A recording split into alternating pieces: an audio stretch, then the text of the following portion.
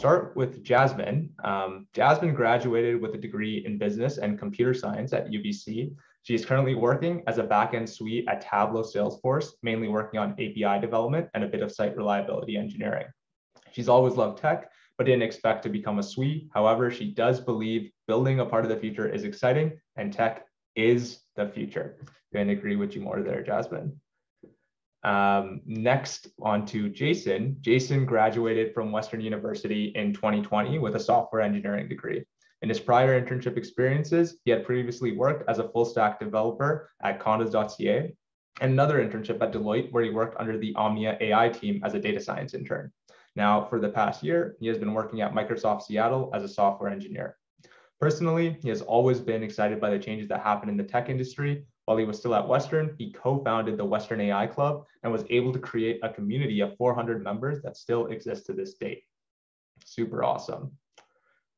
Okay, and next we have 𝗨𝗨. 𝗨𝗨 is a senior site reliability engineer and a DevOps at Ada, helping his colleagues succeed in their workflow while helping the infra team taking care and improving the infrastructure used in production by customers all around the world. 𝗨𝗨 started studying computer science at the 𝗞𝗲𝗀𝗽 University in Milan, but stopped when he had his first son at 21, so that he could focus on his technical skills and find a suitable job in the IT industry. Last year, 𝗨𝗨 resumed at the age of 38 his studies in computer engineering at an online university to fill in the theoretical gaps in his IT knowledge. 𝗨𝗨 is a passionate scout leader and also has a YouTube channel where he shared his journey to the last 𝗔𝗯𝗍, which is a meeting of scouts from all around the world. That's super awesome. That's actually really interesting.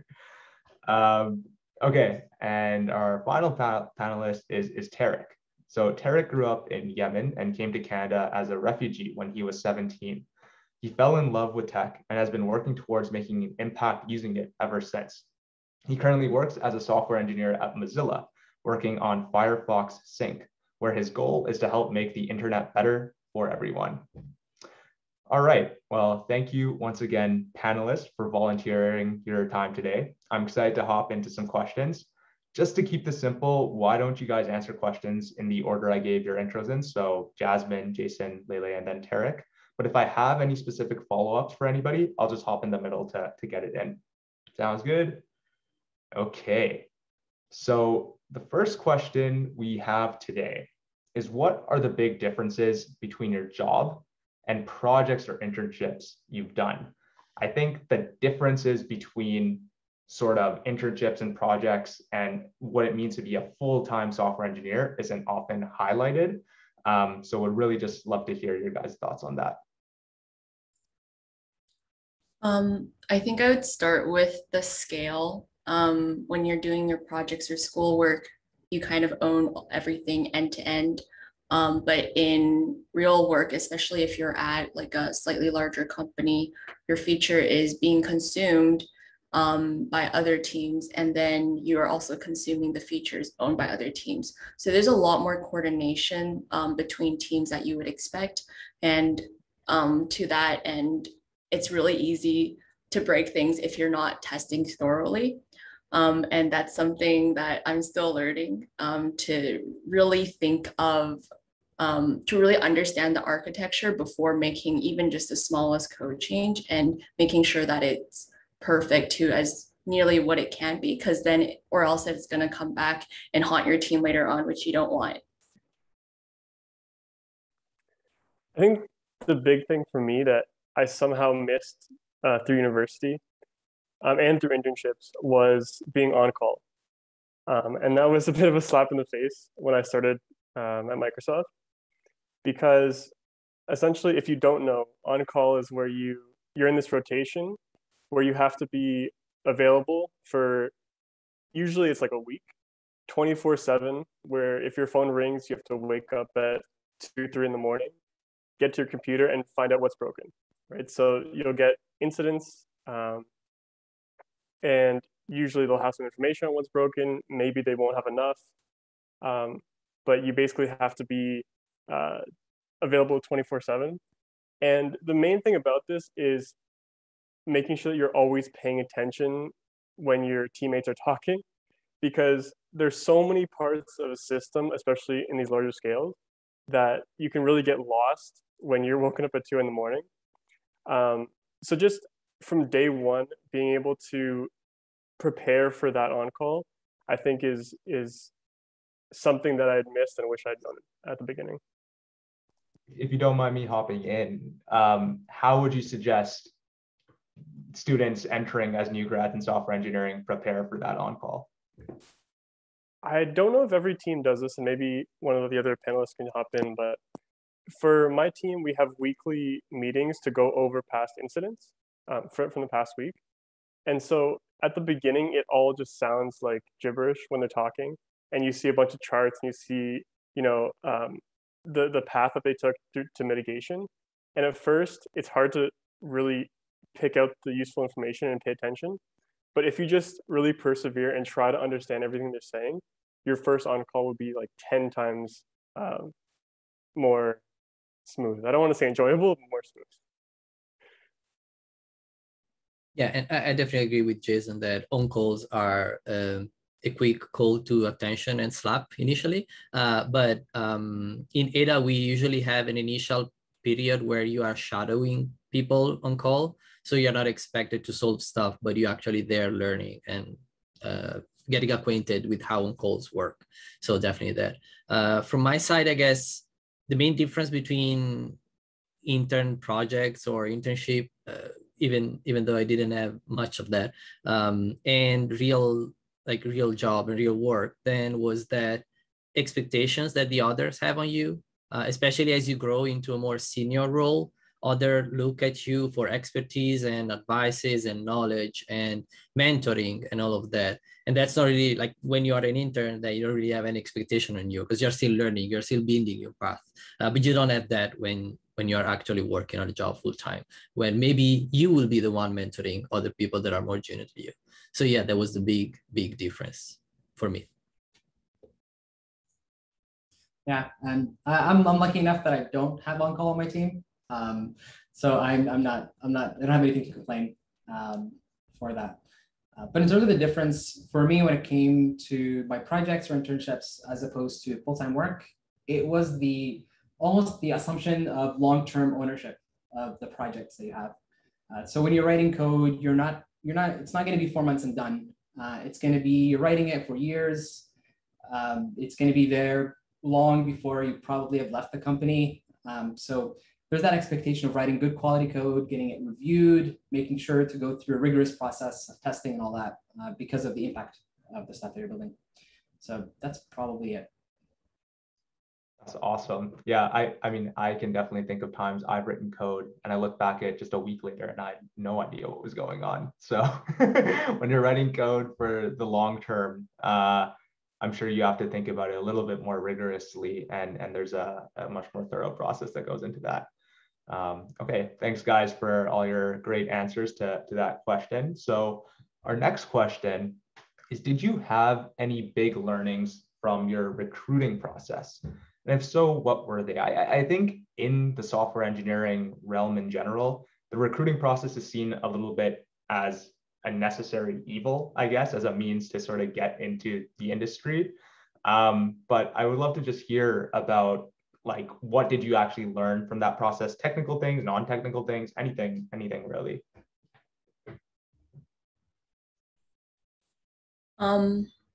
Big learnings from the process. Okay, for me personally, I think it was persevering with the practice of continuously doing leak code questions, which may come from a challenge when you have school on the side as well. But committing to like one leak code question a day, starting small, don't look at the solutions. And then during the interviews, really voice your thought process. Make sure the interviewer is following you, because you're not talking to a wall. You work with them as if they're going to be your coworker later down the line, and you look for places where they can give you feedback on your code. So it's intimidating to like think that someone's like judging your code, but really just see them there as a way for them to help you. Even if they're not, just like see them as that kind of entity. And then it will help you go through that process a lot easier than if you were to just view them as a wall. And then I would say applying to a lot of companies and then just taking the interview, even if you're not interested in the company, just to practice, to get you in that momentum will really help. First thing I would say is start as early as possible. It's literally never too early to start. Like, start tomorrow if you haven't, and just chip away at LeetCode and all that stuff. But I think if you're already started, a huge thing not to forget is hopefully you're in this industry because you're passionate about it. And if you can maintain that through this recruiting process and never forget what you're passionate about and always be developing those passions, when you're in an interview, your interviewer can really sense when you are talking passionately about something. And so when they bring something up about on your resume, make sure you have stuff on there that show your passions. Make sure you have stuff on there that you can speak about with passion, and make sure you have stuff on there that isn't necessarily always the most calculated thing to put on there, but maybe it sticks out about you, or yeah, you can have a conversation about it. I think that's, as much as like the technical part is super important, you can't forget about the being a person part. Yeah, absolutely agree with Jasmine and Jason. I love the persistence that Jasmine expressed and the optimism that Jason expressed. But I'm gonna give you like a quick shower of reality. You will fail a lot. And that's normal. That's totally fine. Like, you have to accept the fact that Jasmine was saying, like, apply for many interviews and attend those. That's fine. Like, many of those you will not pass. You will not be called back. That's totally fine. Just learn from the process and move on. And then you will get better. And then you will fail less. And then eventually you will land at the perfect job that you always dreamed of. So just fail, take it easy, move on. Yeah, no, totally agree with that. Apply as much as you can, especially if you're just starting out. You will, don't try not to fixate on a specific position. Try not to base your whole goals on one specific position or anything like that. Just apply as much as you can. And then another piece to that is, when you're interviewing, when you're getting close, you're interviewing them as much as they're interviewing you. People say that, but it's really true. If you're getting bad vibes from the team, if you are getting bad vibes from the company, if you start feeling that it's not for you, try not to commit to it just because it's there. It's really easy to say, but it's harder to do, especially if you have something in front of you. But yeah, just try to feel it out. Don't just get a job because you're getting a job. Make sure you're going to do something that it's not going to make you hate what you do. Awesome. Yeah, those are all really insightful answers. Thank you guys for sharing that. Okay, the next question is pretty straightforward. What are something that surprised you about being a software engineer that you just didn't expect? I'm just gonna talk about the on-call part again, because my team also has on-call. I haven't done it yet because I am a new grad, and I did voice my concern of not being familiar with the code base that we own, because we do own a lot of things and they're fine with it. So I am ramping up on something else, and that's more of our site reliability engineering. And what it basically is, any incoming defects to our team, that person will be triaging it.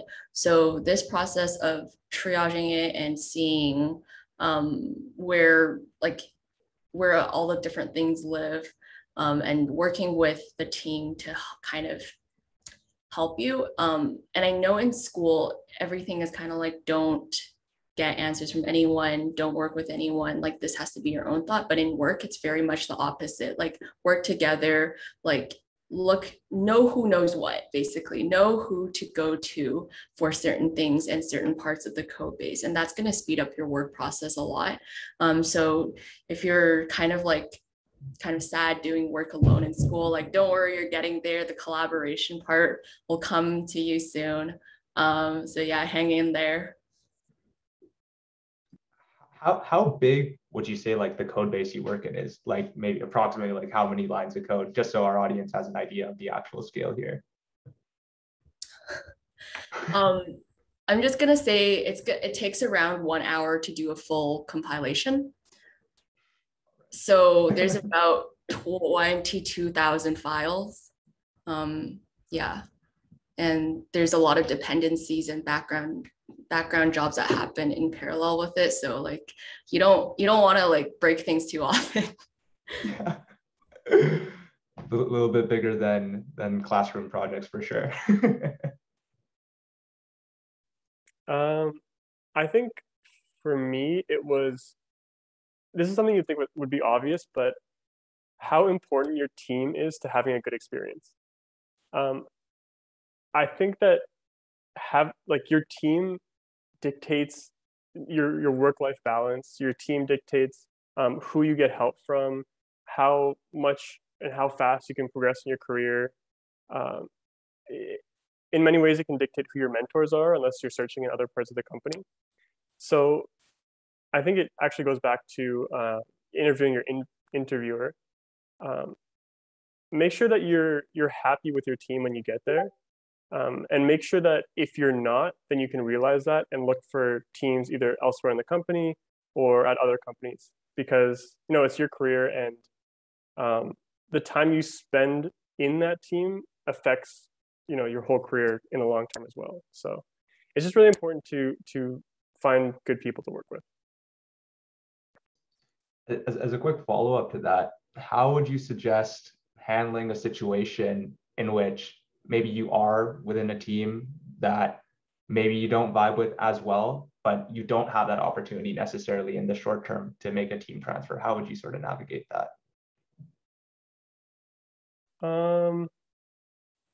I think it depends on the size of your company. So at Microsoft, it's really easy to switch between teams. But I mean, the long and short of, I mean, you could raise their concerns, of course, but when it comes down to it, if you can't find another team within that company, then start applying around. And once you have your first job, you're going to see that you're going to get a ton of recruiting emails and LinkedIn messages. So there's always other opportunities out there. Don't feel like you're too locked down.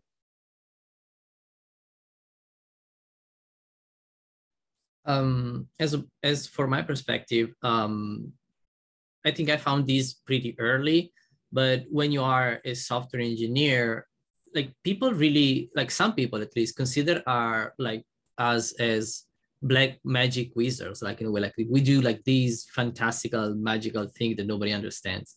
But in reality, like when you enter the field and you start learning more about coding and developing and algorithms and such, we are just, most of the time, we are reusing, like we are building Legos, basically, like reusing components that other people wrote and created. And then you are shuffling those pieces in a more meaningful way that makes sense for your business and your use case and the project you're working on. So, but then like the outcome is surprising sometimes, like unexpected, like you wouldn't think that that would be possible, even just by reusing some different pieces in different ways. And that's great, like that's fantastic. That's one of the things that kept me most interested in, like throughout all these years. But people from the outside, from outside of our field, just think that we're doing unbelievable magic. So that's interesting. Yeah, and for me, what surprised me most is that there's a lot less coding than you would expect. Like, yeah, coding is a big part of your job. You're going to be coding for hours sometimes, but a lot of it is you're going to be creating design documents. Possibly you're going to be communicating with people to make sure that the product manager gets what they want. If you're working with a product manager, that kind of stuff that you wouldn't normally think about in school. You're not going to be writing an algorithm all the time. In fact, hopefully, very rarely you're going to be doing something even remotely as complex as you're going to be interviewing with. So a lot of it is a lot of things that you wouldn't normally do in school, like writing design docs, communicating, writing documentation, all the stuff that makes a good software engineer, I think, is you learn a lot of it at work as opposed to at school. So. Do you think there's things that students looking to enter the industry can do to prepare for those things, or is that unnecessary? Like you're going to learn it on the job? You're going to learn on the job, but there are things you can do. If you want to get involved in bigger projects, see how they do the thing. So open source projects are a great opportunity for that. There are many out there, and they all are big projects that follow very structured protocols at times. So if you want to write a new feature, they would request you prepare a document at first, and stuff like that. So that's a really good opportunity if anybody is into that. Awesome. Yeah, I've heard a lot about open source, and I'm looking to get my feet a little bit wet in it as well at some point. So thank you guys for sharing all that great advice. So as we all know, 𝗏 is literally an always evolving role. I mean, it seems like every day there's a new library or framework that everybody's using, and just as quickly as the hype brings things up, it also brings it down.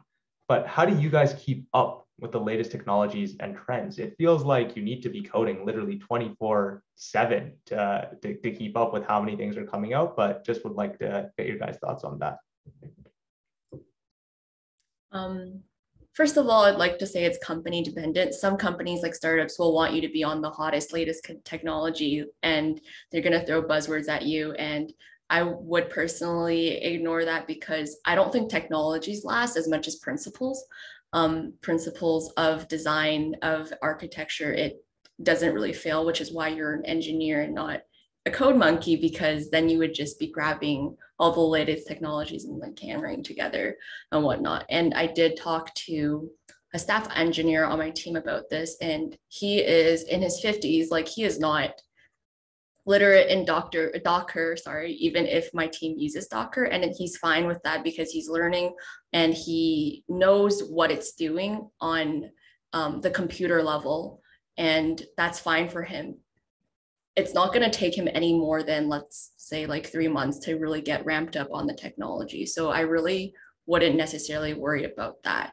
And I think most tech companies wouldn't be focusing on whether or not you know a certain technology during the interview process. But if anyone has a different experience, feel free to share.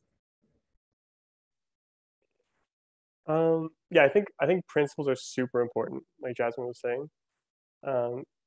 And then I think the rate at which you use newer and newer technologies depends on the size of the project you're working on a lot of the time. But in terms of trying to learn as much as you can continually, make sure that your team knows how valuable it is to do so. And if you don't already, if maybe you can make a push for like days of learning. So at our company, we have a monthly day of learning that's dedicated to just like a hackathon type thing, or reading about something, or watching a speaker series or something. We also have weekly meetings where we talk about generally like work-related stuff, but things that people are working on that they want to share with the rest of the team. So it could be a new technology, or it could be an interesting incident that they found a creative way to mitigate, and things like that. So trying to like work that into your work time is really, really helpful. And then a quick one is just to like if you're really passionate about this stuff, incorporating it into other parts of your life. Like there's great YouTubers out there, there's great subreddits, Discords that if you kind of time blocks it, it can be fun to also pursue this stuff as a passion and as a hobby. Yeah, and I'm gonna segue on the take it into your like the personal part of your life, where throughout my entire life I've always had a home lab or some experiments going. Like you can see a 3D printer there. I have 2 NAS servers there and a few Raspberry Pi there, and I'm surrounded by home automated stuff. So like my advice is like keep playing with experiments and projects that keeps your interest alive. Like if you are into gaming, as an example, on my servers, I have a Minecraft game server, and I have continuously like new dedicated server for the games I'm playing with. Or if you are into home automation, then you can set up your own home automation and try to automate that and go. So make something that is useful for you. When I was a teenager, I remember coding a decisional software that would help me decide where I would go with my girlfriend. So it was mostly a yes and no set of if switch. And then it would say, do you want to go for an ice cream? No. Okay, then maybe you can go for a walk. Yes. And then it would lead me to the final decision. So just keep something that is useful for you, and that would keep you motivated. Yeah, I totally agree on do what you like. And at that point, it's going to be less of you keeping up with latest technology and more of you just doing what you like, and just going to happen to be the latest technology because that's what's cool out there. When it comes to stuff that's related to work, talk to your manager. Like when you get hired, talk to your manager. See how the company evaluates learning. So like a lot of companies, a lot of managers will basically tell you to account you learning anything related to work as work time. So there's this new cool technology you think is going to have an impact on what you do at work. Do it. It's part of your work. It's part of the learning that you're going to do and help the company that you're with. So talk to your managers about it. And that way you can even like Jason said, time box some work time to look at new technologies that are related to work. Yeah, and in terms of where to find them, if you have the time, you can find them everywhere. You can go on Twitter, GitHub, YouTube, all that. They're all over the place. You can find the time. Awesome. That's a lot of really valuable stuff right there. I think what I drew is principles last, technologies don't necessarily last. You want to do things that you enjoy, that you're passionate about, and that's going to keep you up to date with the technologies without you even thinking about it. And you want to take learning into your own hands at work. So all really valuable stuff, guys. Thank you for sharing. Okay. Our next question is a little bit more about the transition from a learning environment, so in the classroom, to what your day-to-day work actually was like. Maybe a little bit similar to the first question, but really just honing in on what that transition actually looks like, what specific things you have to learn that were just really different from the classroom specifically. I think we had a good transition from what Tarek said and what Jason said about the time. In school, it's very much you allocate time to learn first, and then you start coding. Or it's never really the case where you code something you don't know anything about. But I think at work, it's like you're thrown into a situation and you have to figure it out on the spot and learn on the spot. And as you're working through it, you're gathering more information. So I think that was the biggest transition in terms of like learning styles. Specifics, actually, I think everything I learned in the classroom is pretty applicable, especially for some of my software design, software engineering courses are pretty applicable to work. So I was lucky. But if that's not the case, I would say it comes with doing more projects and just practicing more. Like practice goes a long way. Even when you start full-time work, it's just that the line between like, how much do I learn before starting to do something versus like, should I just start like learning a little bit more? It's like the trade-off between learning and then doing, for me personally. For me, this goes for internships as well. It's the fact that nothing is set in stone in like the real world or whatever. Even if a company is not hiring, that doesn't mean they won't hire you if you give them a good reason to. Compensation is always flexible. So, you can,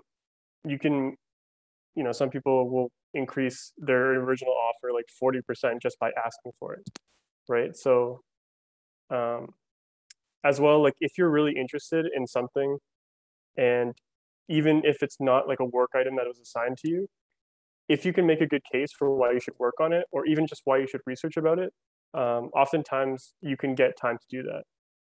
So whereas school is just like pass your classes, move on to the next year, work isn't just like do your time and then you get promoted. It's very much like how you make it, how you carve your path, and who you talk to.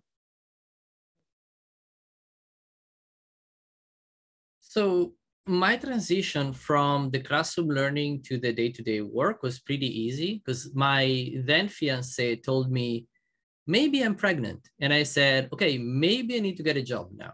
And that was my transition.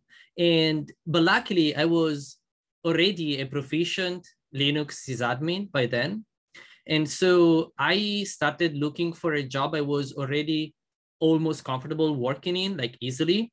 And so the transition was okay. Like what I was already confident doing, that's what I found in my day-to-day job. But what I found was that it's not, as Jason already mentioned, it's not set in stone. Like it's not clear what are the expectations out of your day-to-day task and day-to-day work. So you have to iterate and keep challenging your assumption and keep challenging your test, because there's no clear answer saying, okay, like if you do these, then yes, you will completely satisfy 100% what we ask you to do. Like it's more of a, let's test if this thing I'm doing, it's working out as we expect to.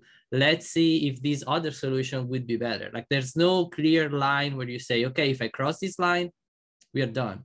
That's seldom, very seldom in my experience, the case in day-to-day work. Yeah, for me, the transition was, it's interesting.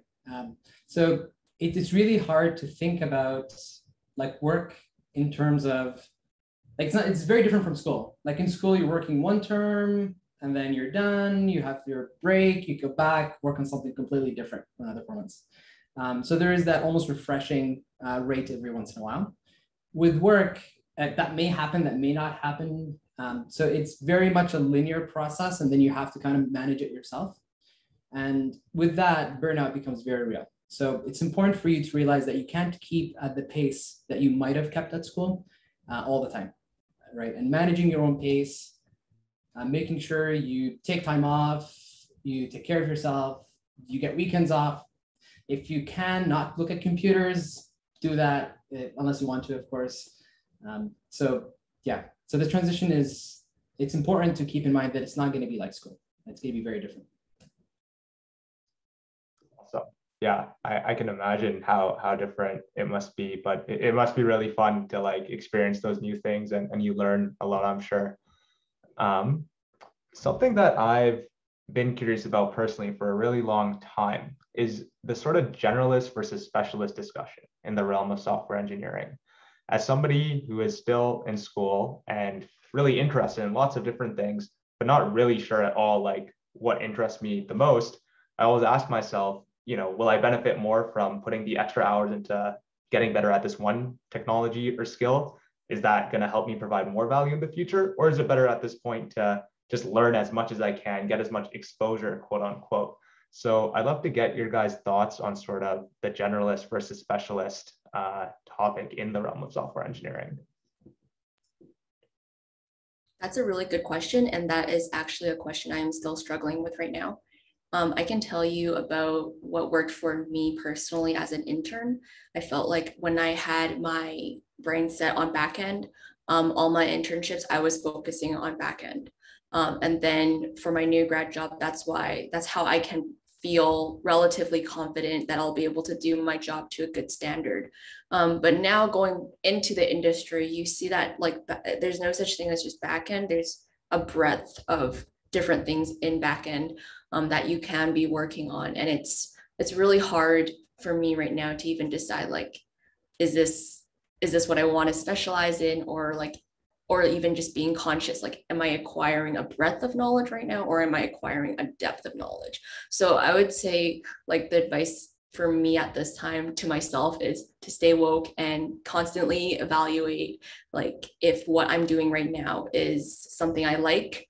And if it isn't, like, I'm going to give myself a couple more months to acquire experience in it. If I don't like it, I'm going to jump ship to like a different team, a different company, because time is short to acquire like experience, I think. And like, if I don't think I'm going to be working in this 10 years down the line, like, why spend so much energy on it? But the fact that I was in here for a while, it might help me be able to empathize with like with other teams who work on a specific area down the line.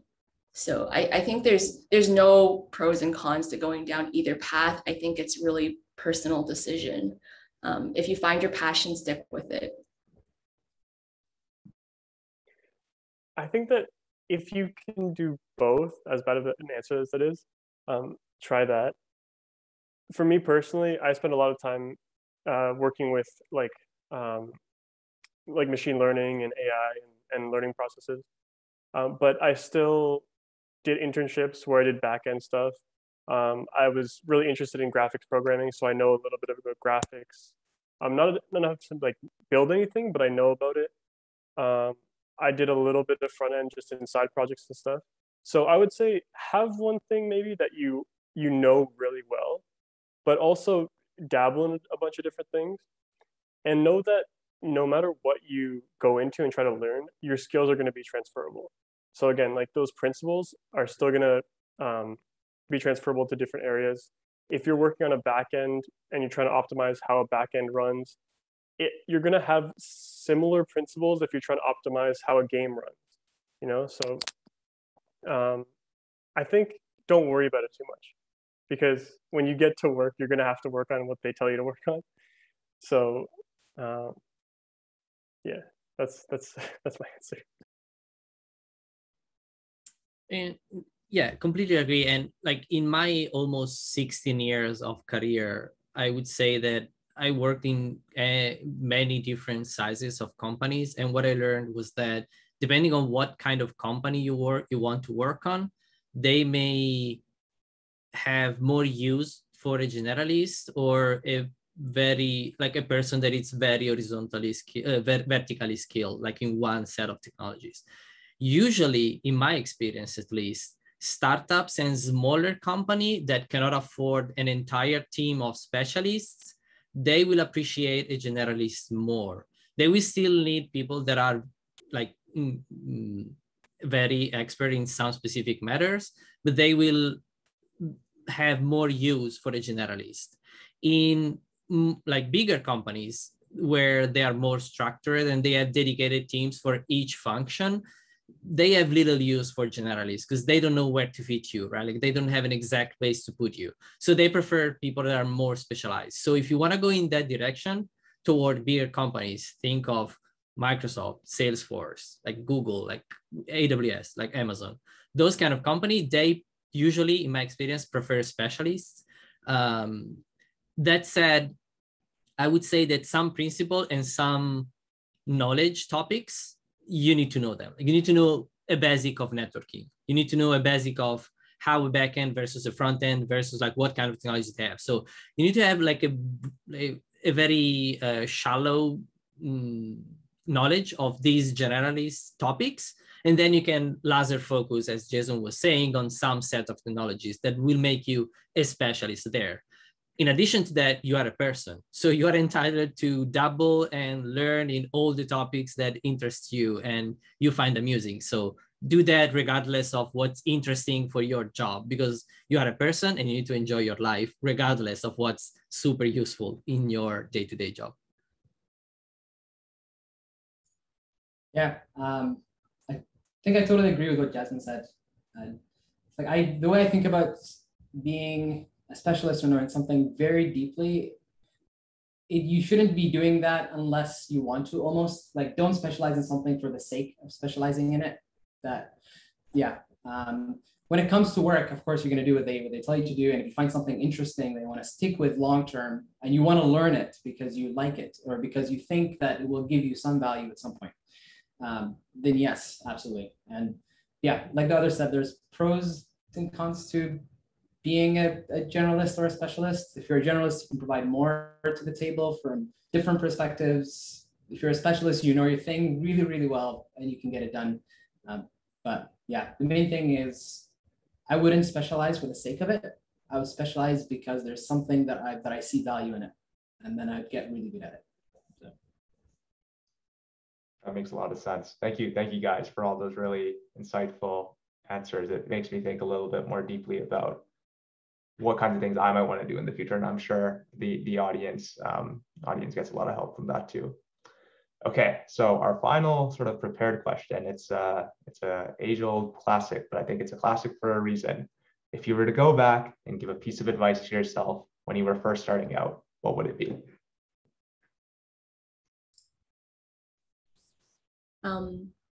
I didn't expect to go into tech, and when I started taking CS courses, I definitely wasn't like strong in any of my fundamentals in the beginning, and I think I went through a series of like switching back and forth between am I good enough to be in this industry or not? And I think the doubts held me back from just doing the things that I should be doing.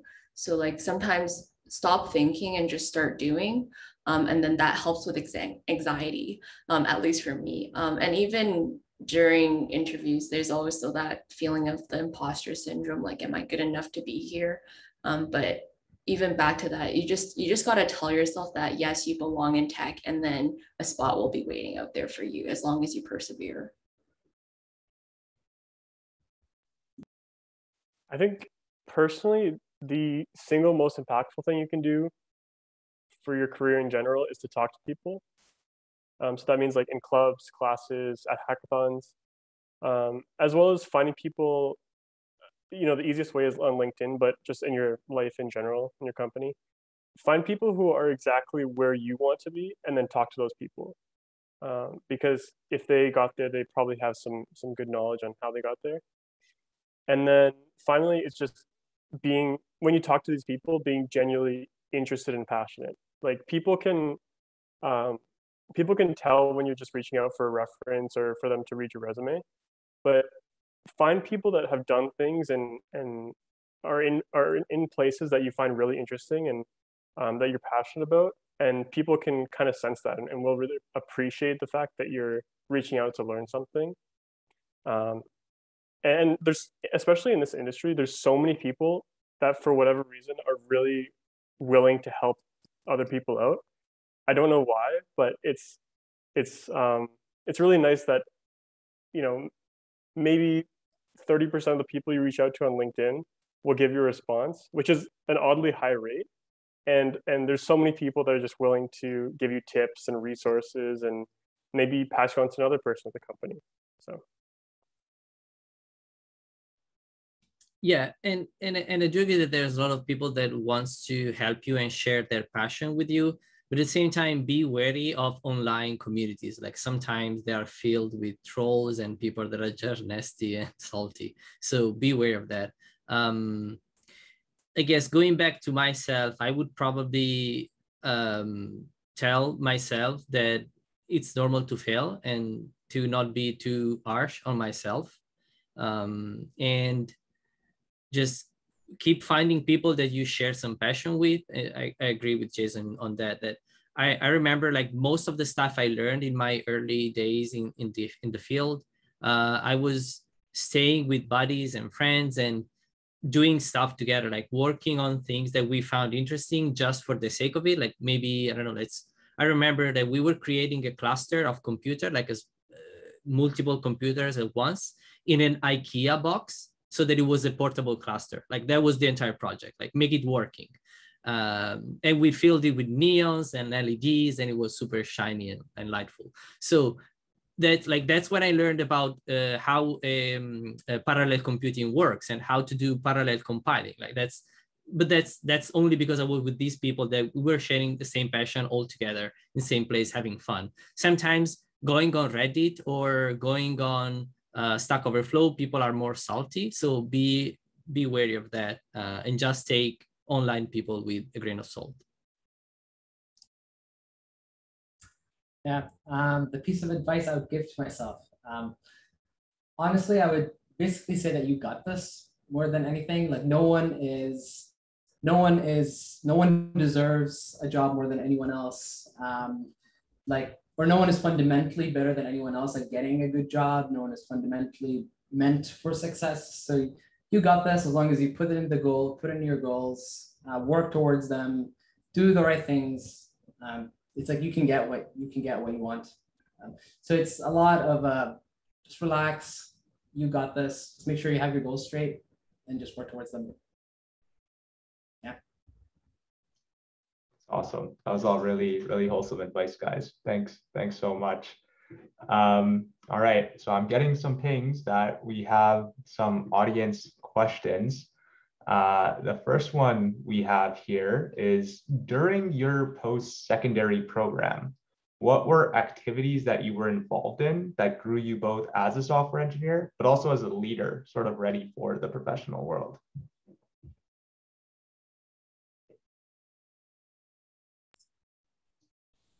I would say preliminary involvement in clubs, taking on some club executive positions, just anything when like organizing an event.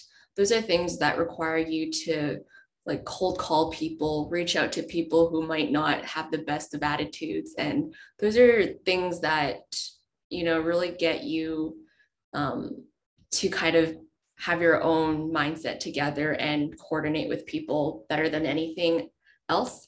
And you're not really fazed by how your external environment reacts. You learn to stay calm, which I think is a really necessary skill in work, because everyone in work is going to have their own needs. They're trying to meet their own needs first, even if they're a good teammate and they're going to help you. Like you need to know what you need and get the help that you're looking for. So club involvement in that sense helped me a lot. I think that's the extent that I'll elaborate to for this, and I'll let the other panelists go. Yeah, I think I just want to reiterate how valuable clubs are. When I came to Western, all I really knew is that I liked writing scripts and making phone games, but I had no idea about like the recruitment process or what companies were out there, or you know, any parts of the process. And it's not something that you'll learn in class. It's not something that'll just randomly come up. There's just other people that know more than you, and again, are just willing to help you and can fill in the gaps that you don't even know are there yet. Yeah, I would also second going to clubs, and I would also add conferences, but also try to present at conferences. Are Linux days still a thing? I don't know. Like I remember when I was younger, Linux days were huge. Like you could go, I remember going to Linux days where they were like these small local conferences and local user groups where you would help strangers and people like passerbys to install Linux on their computers. Maybe it's not a thing anymore. Maybe you have to find that for your own new technology. Like maybe there are Python user groups or Kubernetes user groups, as you can see here. Like, I don't know, like you can find user groups of interest in your own city, and then you can go there and present. Like maybe you created a nice project and you want to present that to other people. Sometimes even like if you are studying a new technology, like maybe you just learned about Docker or you just learned about Python.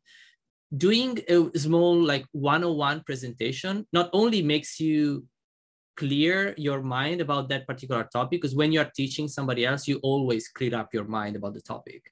But it would be very beneficial for other newcomers. So you will help others. You will get that confidence that Jasmine was saying about being calm, being comfortable with other people. And at the same time, you will get better at that technology just because you are teaching that to somebody else.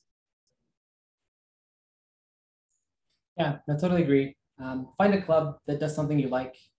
Find out that at the end, when you're doing something extracurricular, hopefully it's something that you really, really like. If you're gonna spend like your own personal time doing. So find something that you like, find something that you're gonna get some personal value out of, whether that's a club where you're gonna help prepare events and get leadership experience doing that, or I don't know, just any other type of club. I was a part of a software engineering club. If you really like a specific technology, go find user groups and conferences that talk about it.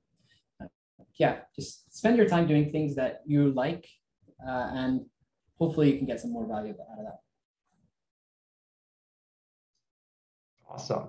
Okay, so Alyssa just said in the chat that since we're nearing the end of the panel, if anybody in the audience has any last minute question, feel free to drop into the chat or raise your hand and you can come on stage to ask. If not though, I also have one more question that we could go to, but let's give it a second here.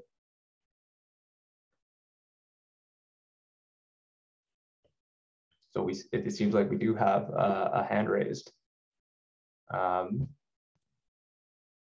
Go ahead. Can you hear me? So yeah, I think this is something that Jason said about negotiating and how, you should always, try and negotiate because there's always, money on the table, but, you're just not asking for it. but like how would you approach that as a student with, you know, with like practically no leverage, and you know you're trying to find your own internship? Do you even do it at that point, or do you not? So how would you do it? I don't know how much room there is to negotiate in internships. But if you, so I can't really answer that. I've never had experience negotiating for internships. But in terms of jobs, never think you don't have leverage. If you get to the point where you have an offer and you're able to negotiate, know that they've spent thousands of dollars putting you through the recruitment process. Especially if you're flying out, they've flown you out. They've spent, you know, their seniors' hours looking at your resume and evaluating your interviews. So that's leverage in itself. And know that it's also, I don't know this for sure, but I think that is also budgeted for when they're recruiting you. I would even ask for, again, for your jobs, you can ask for like double your signing bonus and your stock options. You probably won't get double, but that kind of anchors that point there, and they'll bring it down to something else, but it's more than you were initially offered. So again, I can't really speak to internships, but in jobs, it's surprisingly easy to negotiate. You just got to put a number out there. Okay, thank you. No problem. We have another hand raised. Go ahead. If I may add a bit to that, just a quick, very pragmatic advice, if I can. Negotiate as much as you are comfortable doing. So, like in a sense that if you are desperate and you don't have any job, just take whatever you get. And then when you have a stable job, then you can start negotiating more and more and more. And then you can, because then you're set. Like you have a stable income. Then you can start challenging more new positions, and then you can always ask more. But at that point, if they say no, because maybe you asked for too much, it's fine. Like you already have a stable income and you're already set. So like put yourself in a position where you are comfortable asking for more and getting rejected, but that's still fine for you. Like don't ask so much that they will bounce you and then you are like left with nothing, right? So that's probably one set of very, very pragmatic advice that you can use in your long-term decisions.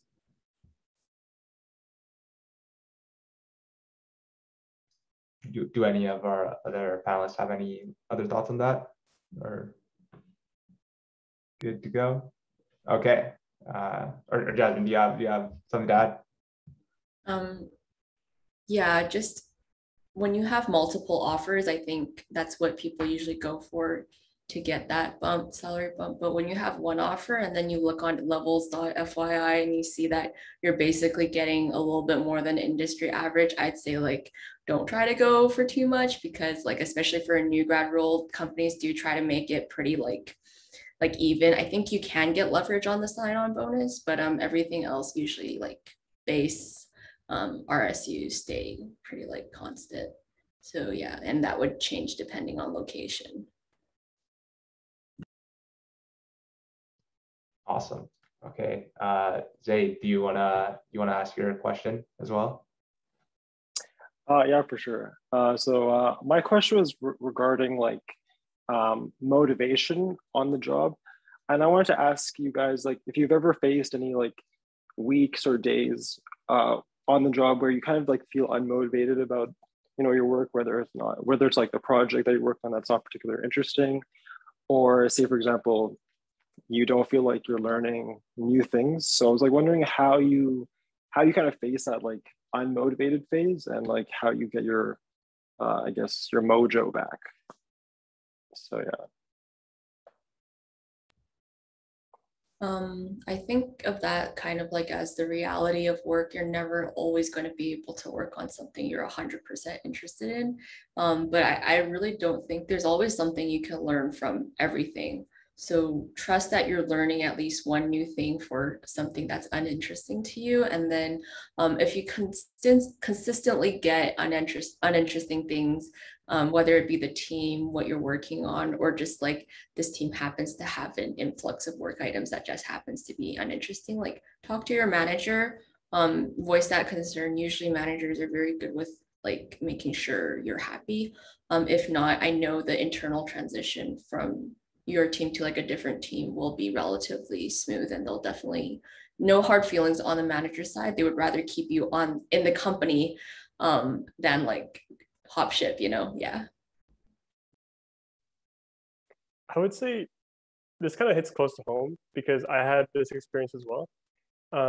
I would say don't put too much pressure on it in the first like even year, because it's pretty much guaranteed that that's going to happen, because that's just part of life, I think, and part of working. But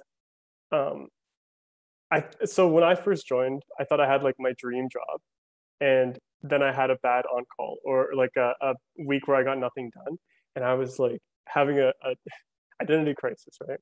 But you'll realize over time that maybe the next week is like the best week that you're going to have at work, where you get a ton done and your team's super happy with your project. You get to present something cool. So just don't put too much pressure in the moment and try to look at your experience more holistically. And once you've done that, know that there's so many opportunities out there for you.